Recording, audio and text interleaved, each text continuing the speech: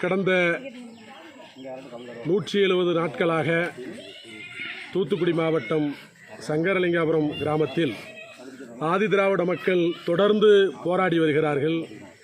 தங்களுடைய வழிபாட்டு தலத்தை மறைத்து கட்டப்பட்டிருக்கிற தீண்டாமை சுவரையும், பொது பாதையை மறைத்து கட்டப்பட்டிருக்கிற தீண்டாமை சுவரையும், பொது இடத்தை ஆக்கிரமித்து கட்டப்பட்டிருக்கிற தீண்டாமை சுவரையும் அகற்ற வேண்டும் என்கிற கோரிக்கையை வலியுறுத்தியும் 100 ஆண்டுகளுக்கு மேலாக ஆதிதிராவிட மக்களின் பொது பயன்பாட்டில் இருந்து வரும் அரசு நத்தம் புறம்போக்கு நிலம் 60 சென்ட் நிலத்தை மீட்பதற்கு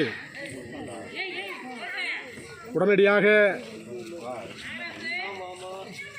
அரசு தரப்பில் மேல்முறையீடு செய்ய வேண்டும் என்கிற கோரிக்கையை வலியுறுத்தியும் இந்த தொடர் போராட்டம் நடைபெற்றுக் கொண்டிருக்கிறது. தொடர்ந்து நடைபெற்று வருகிற இந்த போராட்டத்தை மாவட்ட நிர்வாகம் கண்டும் காணாமல் இருந்து வருகிற நிலையில் எதிர்வரும் ஜனவரி 26 குடியரசு தினத்தை புறக்கணித்து ஆதிதிராவிட மக்களின் வீடுகளில் கருப்பு கொடி ஏற்றக்கூடிய போராட்டத்தை இன்றைய தினம் சங்கரலிங்கபுரம் கிராமத்தில் தொடங்கியிருக்கிறார்கள்.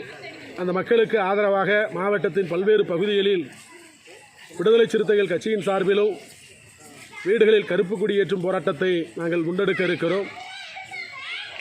தொடர்ந்து மாவட்ட ஆட்சித்தலைவர் அவர்கள், தூத்துக்குடி மாவட்ட ஆட்சித்தலைவர் அவர்கள் இளம்பகவத் அவர்கள் சங்கரலிங்கபுரம் ஆதிதிராவிட மக்களின் போராட்டத்தை புறக்கணித்து வருகிற நிலையில், தீண்டாமை சுவரை அகற்றுவதற்கு எவ்வித நடவடிக்கையும் எடுக்காத நிலையில், ஆதிதிராவிட மக்களுக்கு சொந்தமான நிலத்தை மீட்பதற்கு மேல்முறையீடு செய்யாத நிலையில்,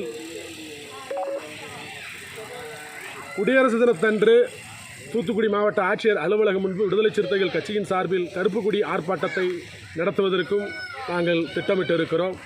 எனவே தமிழ்நாடு அரசு உடனடியாக ஆதிதிராவிட மக்களின் நியாயமான கோரிக்கைகளை நிறைவேற்றி தர முன்வர வேண்டும். போராடுகிற மக்களிடத்தில் உரிய முறையில் பேச்சுவார்த்தை நடத்தி அந்த மக்களின் நியாயமான கோரிக்கைகளை நிறைவேற்றி தருவதற்கு முன்வர வேண்டும் என விடுதலை சிறுத்தைகள் கட்சியின் சார்பில் வேண்டி கேட்டுக்கொள்கிறோம்.